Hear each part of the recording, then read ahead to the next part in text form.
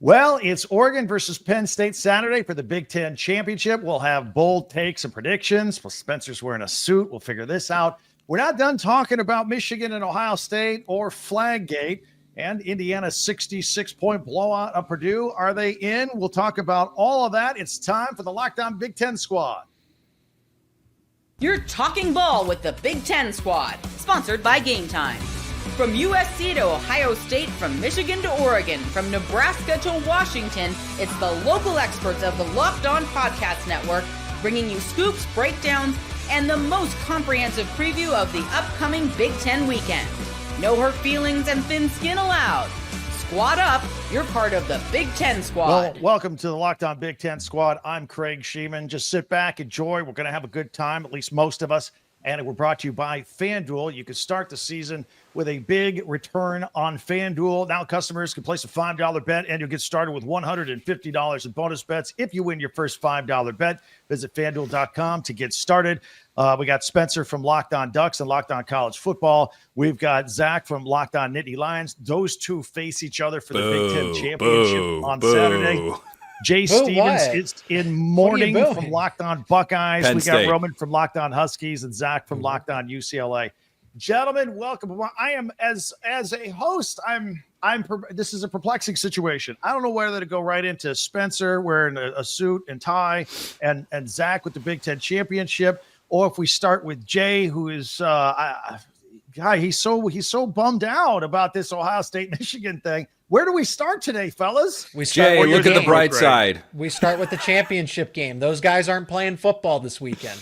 Right. Zach makes a compelling argument, by the way. I think we start Jay, with the suit because Craig put that in the intro. We got to follow through. That is true. Time crunch. I've got a Southern Utah basketball game against Park University in Arizona later tonight on ESPN Plus. So once I wrap up here with you fine gentlemen, all of whom my team is beaten, by the way. I'll just kind of throw that out there. I mean, Penn State not till Saturday, but we'll get there. And so I gotta be able to literally go from here to the car in order to get there on time and get ready pregame. So that's why the suit and tie. But it's also representative, Craig, that Oregon has come into the Big Ten and just strictly business. Yeah. Week in, week out. 49-21. Hi, Roman. Wow. Hi. Okay, so can we I know Jay we're going to get to the whole flag planting thing. Well, hold on. I want to talk about the Spencer and the Ducks. Nobody's here for Washington losing by 20, whatever, 30. 28. Let's get specific with our numbers here. Yeah. I mean, they have something to say. That is true. Nobody really cares. Nobody cares. I just want to say that it's really soft that Dan Lanning finally decides to do this Washington helmet smashing thing against a rebuilding UW team when last year, when Oregon was touted as the best team ever, they lost twice. Look at that, guys. It didn't even take him 30 seconds to bring up last year. Not even 30 seconds. The amount of people in the audience that just clicked off of this. The algorithm hates us now. We got to get to the championship. We got to get the algorithm going. All right. Ooh. Well, so already, I mean, if we want to talk about the championship game, we got Spencer, by the way, wearing Ducks colors, and Zach in a t-shirt, t-shirt. I'll give him that. But, I am the I'll Penn let you State guys show. have at it. The Ducks are 3.5-point favorites Saturday night. Yeah, I think that's probably about right. Penn State's been playing really good football as of late. I know the narrative around the Nittany Lions is, well, they don't win the big games. They don't get blown out in the big games. They lost, what was it, last year to Michigan by 9, this year to Ohio State by 7. I think any Oregon fan that's looking at Penn State and saying, oh man, they're just gonna absolutely crush and roll. I think Oregon's going to win the football game. I don't think it's going to be some cakewalk, like whatever Washington put on the field last week. All right, that's the last one. I want to say tomorrow. You literally opened this with, I beat all your teams already. So let's just make sure that's out there as well. Well, that's why the three of us are up here on top and you guys are down there, but it's all right. I was kind of waiting for that one. Wow. Brandon with the swap. Brandon Olson with the assist. Thank you. The audio listeners have no idea what's going on right now. No idea. Whatsoever. Wow. So That's why they can go Spencer, subscribe on YouTube. I was not expecting the friendly. Is that almost like this is a rug pull here where I thought you were going to dunk on Penn State for that exact reason. So no, I'm glad you're looking at this objectively. Penn State and Oregon did not get hit they didn't get here by accident. This is the number 1 and number 3 teams respectively. And Penn State had a chance to beat Ohio State. They just couldn't punch it in from inside the 5, not once, but twice. That's why they lost that game. So is there a gap between Oregon and Penn State? Yes, there is. But Penn State is in this game and has just as much of a chance to win it. I think that 3.5 point spread is fair. I think this is a 1-score type of game. It's a neutral site game. Penn State doesn't have to go on the road to Oregon. Oregon doesn't have to go to Beaver Stadium. And I think we're going to see a lot of good defense. Now, don't get me wrong. Both teams are going to put up points, but in my mind, the defenses have all the say in this game. Oregon's got an elite defense. Penn State, a defense that needs to make some plays to keep them in it. Zach, I know you did not mean this in a malicious way, but earlier when you said I love that you're being objective about it, it was like a just gentle slide at like, wow, Spencer, I'm glad you're able to be a working professional. It's just a moment. It's the suit. Yeah, it is the suit. It is the suit. That is All the right. suit. I want to check in on our friend Jay. I hope he's doing Jay, all what right. There we happened? You read my mind. Jay, let's talk. Thank you. Thank Therapy, whatever. The floor is yours. Listen to what Ryan happened? Day has done to this man's voice. Oh, you mean know what? Ryan Day or Chip Kelly? Which one is it? I don't know who called the plays on Saturday, but that was bad. Chip Kelly, hey, That was- let's go. That was Why- really bad. Why run I into don't the normally strength get of on Michigan Chip. defense? Say it again, Craig. I say, why run into the strength of the Michigan defense time after time and try and get that going? Do you use any of your skill players? That's what amazed me. I don't get it. You got the Big Ten receiver of the year, Big Ten freshman of the year, and he was what? Not a big focus of the game plan. I have no idea what they were doing. I have none whatsoever. Caleb Downs and Jack Sawyer had big interceptions, helping Ohio State to get the ball when Michigan's about to score. All of a sudden, Ohio State's like, oh, well, we'll just not do what we came here to do, which is win the game. Or maybe they didn't want to win the game. Maybe they wanted to lose the game. The coaches. I don't think the players did. The players played and did what they were supposed to do as far as, well, following the game plan. I don't know what's going on, man. Like, a lot of us are done with Ryan Day. Got to figure out some stuff for the offense. The playoff is still out there, but that loss still stings. You lose to that team 4 years in a row. It sucks. It really sucks. And then at the end of the game, I'll go ahead and say it, Spencer. They planted the flag on the field. I am not a fan of that at all. I said it on Locked on Buckeyes, either after the show, after the game on Saturday or on Monday's show. I would be upset if Ohio State did that at another school stadium. You just don't do stuff like that at all. And so here we are, whatever day this is, talking about Ohio State and trying to put the pieces together. When you got National Signing Day, I think Ohio State's going to lose one of the top recruits too. It's just not going well. Jay sounds like a prisoner in his cell, keeping track of the days on the wall with chalk. He's like, it's been 7. I don't even know anymore. Can It's Ryan tough, Day even salvage anything? Like, is he? Yeah, He good can as win the gone? national championship. If he wins the national championship, does he stay? Or are they still firing him? That would be the greatest storyline. Ryan Day wins national championship. Breaking. Ryan Day fired as Ohio State As a head result. coach.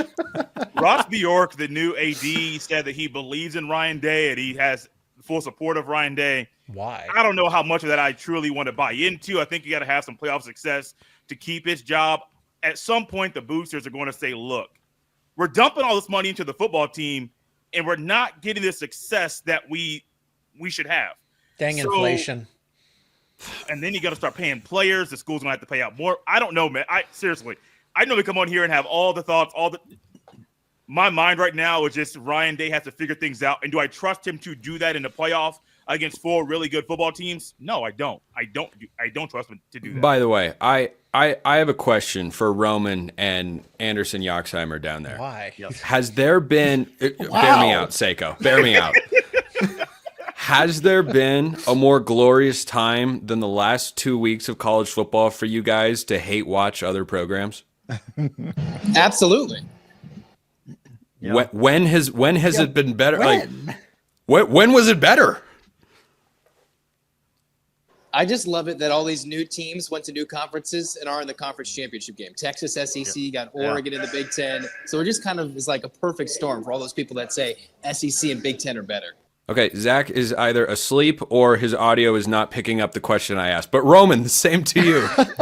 I personally have enjoyed the hate watching. Obviously, things didn't go the way that I personally hoped they would this past weekend. But yeah, no, the hate watching has been just off the charts. Like, just hate watching that Michigan Ohio State game was absolutely tremendous for me. Like that's one where I really didn't care who won and who lost, but just watching the way that played out was absolutely hilarious. Oh, no, I think you're wrong. It wasn't hilarious at all. No part of my body believes that was hilarious. Seeing that team do that, absolutely. Of course, there's pain. By the way, in a row of this nonsense. No, for those of you watching on YouTube, you can see the darkness in Jay's eyes that is stemming from this perennial sadness at this point. Let me assure you, it's not even 1/10 of the energy that was brought as we started this recording. By the way, I'll point out Spencer's doing an awesome job of hosting this show, and I don't have a problem with it. It's great. I'm just here so I won't get fined. I thought you guys planned to change places today. Didn't tell anybody. Well, he's in the middle and he's got the suit. Let's just keep rolling. We got more of this coming up. But not more of me. On the Locked On Big Ten Squad. I'll go get my suit. Let me tell you about FanDuel. FanDuel makes the excitement of watching games even more exciting. The FanDuel Sportsbook app gives you everything you need to place live bets on the NFL, and it's all in one place where you put your bets, live betting, stats, scores. It's all right there. You can check a hunch out in the middle of the game and place an in-game live bet anytime you want as well. Just visit FanDuel.com and join today. You'll get started with $150 in bonus bets if you win your first $5 bet. That's at FanDuel.com. Never waste a hunch. Make every moment more with FanDuel, an official sportsbook partner of the NFL. So check it out. FanDuel, the official sportsbook partner of the NFL. Back on the Locked On Big Ten Squad. All right, Zach. Well, I got two Zachs and a Roman. Jay ran, man. Yeah. They all, yeah. Well, he said his piece and he was out. Peace out.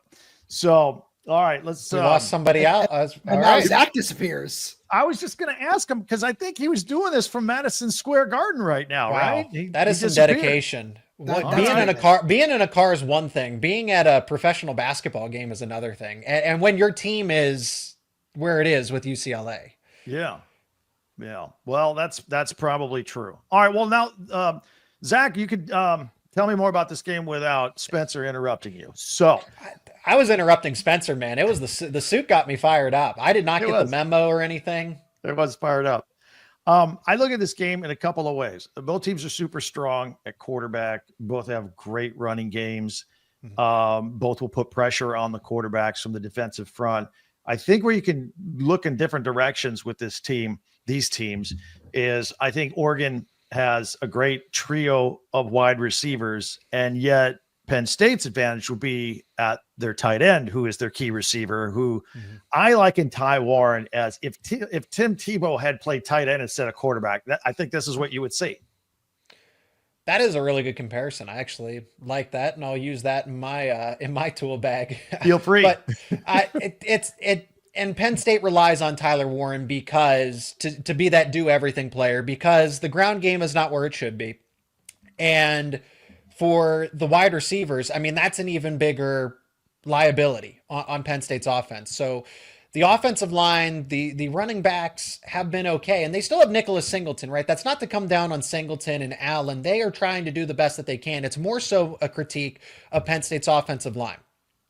So my two biggest concerns for Penn State are because this matchup is eerily similar to Ohio State, and Jay honestly should have stuck around for it. Nothing against him, but he could have helped because he's actually played Oregon. His team actually played against Oregon.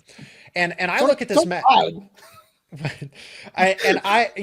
that's true. But it was close. It was close. All right. It was close. No, I'm eager to get your analysis. Forgive me, Roman. That's not a jab at you. But my point being that Oregon and Ohio State are actually a very similar team, which is why this was a 1-point game. These are two defenses that are top 5 in the country objectively, whether you look at the analytics, whether you look at your baseline statistics. If you just the eye test, if you just watch the games, the talent is off the charts. A lot of NFL talent. And they also have 3 wide receivers, as you mentioned, Craig. Tez Johnson, and Holden, as well as Evan Stewart from Texas A&M. Mm-hmm. Penn State, when they were in crunch time with Ohio State, every single time, first down or a big chunk of yardage, they would lose those one-on-one battles more often than not to Emeka Egbuka, Jeremiah Smith, and Carnell Tate. They could not cover all three of them simultaneously. So how does Penn State do that again when their defense is...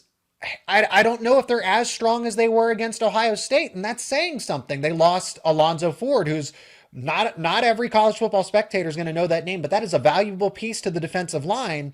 And what that means is when you lose that depth, then your starters aren't 100% all the time. That's just me logically speaking here, and everybody understands that's not rocket science, but then your starters can't be as effective, and you lose players that are difference makers. So Oregon is a similar matchup to Penn State, and I don't like it. I don't like Penn State's matchup with the Ducks. Now, Roman, you can look at the film. You're fresh off of 10 Oregon. sacks. What's that? 10 sacks. Do I want to look at the film? So you're fresh off the Oregon game, and you've done a whiteout against Penn State. So you have a pretty good idea, as much as anybody, as you look at this matchup Saturday, what to expect. I mean, yeah, unfortunately, it hasn't necessarily gone the way anybody hoped it would this year. But it's really interesting where the number one thing that I look at in this game that was the most overwhelming thing to me when watching the Oregon game this past weekend was the pressure they're able to get from the defensive tackles, where that rotation that they have up there in the middle is just absolutely overwhelming. And obviously, Zach, as you know very well, Penn State's defensive line also had its way with Washington. But I look at, on the other side of the ball, this Oregon offensive line at the same point, Washington's defensive line got no push. There was no pressure at all, where I think it's one of those things where if you're able to get a little pressure on Dylan Gabriel, and this is something that goes back to the Ohio State game at the beginning of the season, I haven't been the biggest fan of him when he moves off his spot, when there's pressure in his face. There have been, a couple of bad throws there, things get a little bit errant, but it's really hard to do that. Like I'm not, especially as the Washington guy, I'm sure there are plenty of Oregon fans like, oh, this is just the Washington guy saying these things. But no, like that was the biggest problem that I had with watching Oregon this season. But they're such a balanced offense. They run the ball so well. That offensive line has done its job really, really well for the majority of the season. And just the more that I look at this, I do believe Oregon has an advantage in this game. But Zach, I think this might be closer than you think, because if you're able to find a way to, protect, because I was really impressed with Penn State's offensive line, especially in terms of pass protection in the Washington game, where, after watching this past weekend, that might not be saying very much, but I think they did a really good job. They were really disciplined. And if you're able to just hold up and give Drew Aller a little bit of time, I think there are some spots where you can make plays against the secondary. And that's the offense. This game's won and lost in the trenches on both sides. Yeah. I don't think this is a blowout. So there's the crowd, whether that's the general spectator or the Penn State doubter or the Oregon diehard that believes that Penn State has no chance because big game James can't win. Drew Aller is the same quarterback that he was in 2023, and none of that's true. That's what everybody's basing that off of. I have gone on the record, I will continue to go on the record, that I think this is a one-score game, but I don't necessarily like Penn State's chances to win in the close game. Again, they had multiple opportunities to punch it inside from the 5-yard line against Ohio State at the end of the first half and then late in the fourth quarter and could not do it. And that is to be put on Penn State's offensive line. When it comes to pass protection, they're either average or above average. They have been pretty good at protecting Drew Aller. But in run blocking, that's where it's a liability. And they just lost Anthony Donko, who was turning into Penn State's best overall offensive lineman. And now they have Nolan Rucci against Oregon's defensive end trio, quadruple punch, whatever. All of those guys can rush after the passer. Not the first guy, not just the first guy, the second guy, the third guy, the fourth guy. They probably got a fifth guy too. There are 5 different players that have at least 5 sacks for Oregon's defense, and some of them didn't even play a full season. So Oregon's pass rush, if Penn State's offensive and those 2 guys in the middle that you mentioned, Harmon, and I'm blanking on the other defensive tackle, unfortunately, but Oregon's defensive line might be better than Ohio State's, and Penn State struggled. That was the difference maker. Ohio State's defensive line and Ohio State's wide receivers. It's going to be the same thing here with Oregon's defensive line and Oregon's wide receivers in the Big Ten championship. Now, we had a bunch of chaos in the beginning, talking about with Jay and the planting of the flag. Will Penn State plant a flag there in Indianapolis and claim their Big Ten championship if they win the game? And do you two think that's okay? I think it's okay. If you've earned a victory on somebody else's turf, you can plant the flag. There's no need to fight. Obviously, some people disagree with that. Zach, we'll start with you. Yeah, so James Franklin's actually anti-flag planting. Penn State was going to do it. There were a couple players that were waving the flag at USC and were ready to plant it. And James Franklin, a nice jog, came over and took the flag away and said, we don't do that. So yeah. Penn State will not be planting any flags. Other people have had this take. If you don't want a flag planted at your home field on a rivalry weekend, win the game, especially when you were at home. Understandable when you're on the road. What, are you going to plant your flag at the middle of your home field? No, because you're supposed to defend your home territory. But I actually have no issue with rivalry games. When it was, I think Baker Mayfield did it against Ohio State. Yeah. That's not a true rivalry game. It's cool, and it's clearly started a trend. So I don't mind it. The way you prevent that, defend your home territory, because that's what happens in literal war. You raise your flag on the opponent's territory when you win. Roman, are you pro flag or not? Oh, I'm absolutely pro flag. Where, like, obviously the fights are one thing, but Zach, you said it perfectly. If you don't like it, stop them. That's what you're there to do. Like I think about, their videos of Ohio State players complaining about it, yelling about it, whatever. A lot of you had 4 chances to beat Michigan, and you did not do that. That's I really don't know how to say it in any other fashion other than you did not beat them. Like, they get to do what they want, especially this is supposed to be the team that was going to carry you to a national championship. This is supposed to be the team that, I know there've been comments about $20 million roster where if you really are going to invest that much and then you can't beat Michigan in a down year, yeah, they're allowed to plant their flag on your field. I honestly don't care. And that's one of those things where, I said earlier to Jay, like that's why I find it funny.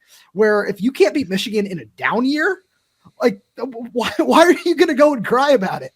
Yeah, I think it's a great point. All right, I got one question for each of you regarding your programs. Take a quick break. We'll come back with that and wrap this up going into championship week on this version of Locked On Big Ten Squad.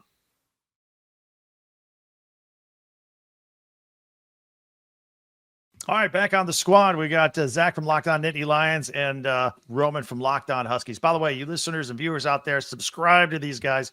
They do a great job each and every day here on Locked On Big Ten. All right, Roman, in your game against Oregon, I had a sneaky suspicion you were going to do this. You were going to start the freshman quarterback. You and I have talked about this before. He was kind of a change of pace guy, but he started playing more and more as the season went on. And I thought that was the right move. Maybe you weren't going to beat Oregon with the freshman. I don't know. I like the kid. How about you in the future at quarterback with him? Oh, I am a huge fan of DeMond Williams. Over on Locked On Huskies, we were calling him just like he's got superstar potential. I don't know if there's any other way to put it. Where he goes 17-20 in that game, 85% completion percentage for a freshman in that stadium. Yeah, he took 10 sacks. If you look at the offensive line, honestly, there could have been more. Honestly.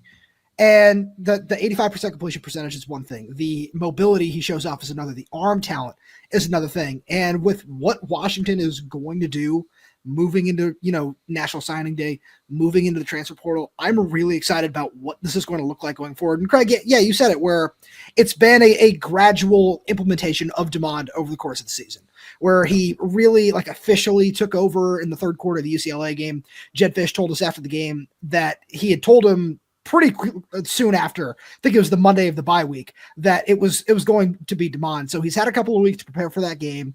Obviously went the way it did, but the more I think about it, I just the more excited I am about what this program is going to look like moving forward, because this is a true playmaker that the more you watch him, and especially the way the schedule lines up next year for Washington, I wouldn't be surprised if this is a team that takes a massive leap forward. Zach, I want to ask you, I'm a big fan of Andy Kolonicki. I think it's day and night what we see in the creativity with the offense. Are you going to lose him? Is he going to be one and done and be a head coach somewhere? Depends. It's kind of the same thing that I just got since early National Signing Day is here. The recruits need to want to commit to the school. The school needs to want the commitment from the player. It's a two-sided conversation that I don't think enough people realize. So it's the same thing with coaching.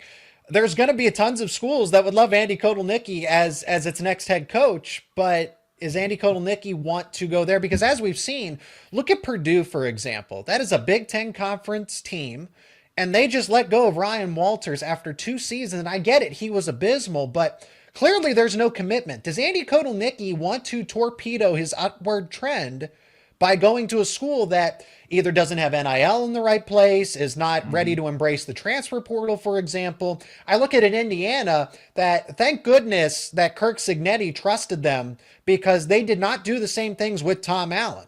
Yeah. Because Tom Allen didn't get as much help as he could have used, but they learned their lesson.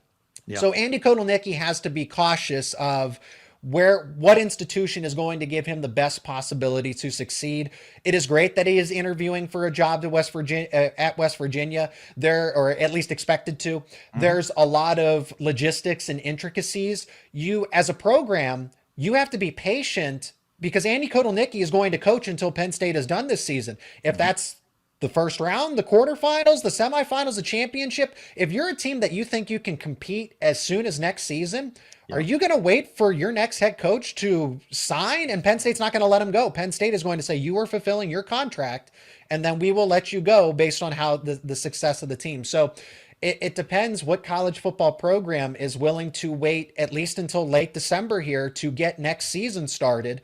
But Andy Kotelnicki will be a head coach sooner rather than later. If a school is willing to wait for him, and Andy Kotelnicki believes that he can succeed there, and he's going to get a raise, he's not just going to take some MAC job or whatever. Right. I always talk about Kent State. You just don't take Kent State for whatever.